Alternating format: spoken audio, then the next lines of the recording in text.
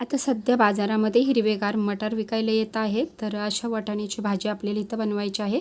त्याच्याकरता 2 टेबलस्पून तेल घेतलं आहे, अर्धा चमचा मोहरी, जिरं आणि 7-8 कढीपत्त्याची पानं, एक छोटासा बारीक कापलेला कांदा आणि आलं लसूण खोबरं थोडंसं ठेचून घालायचं आहे. नंतर आपण ह्याच्यामध्ये हळद, 2 चमचे मालवणी मसाला किंवा साधा मसाला तुमचा घरातला घातला तरी चालेल. थोडंसं परतून झालं की ह्याच्यामध्ये थोडंसं पाणी घालायचं आणि व्यवस्थित मसाल्यांना आपण इथं शिजवून घ्यायचं आहे. मीठ पण आपण ह्याच्यामध्ये आताच घालायचं आहे. नंतर आपण ह्याच्यामध्ये 1 वाटी ओले मटाराचे दाणे घालायचे आहेत. व्यवस्थित 1 मिनिट परतून झालं की त्याच्यामध्ये 4 चमचे दाण्याचा कूट घालायचा. दाणे भाजून घ्यायचे, सालं काढायचे, त्याचा कूट करून घ्यायचा आहे.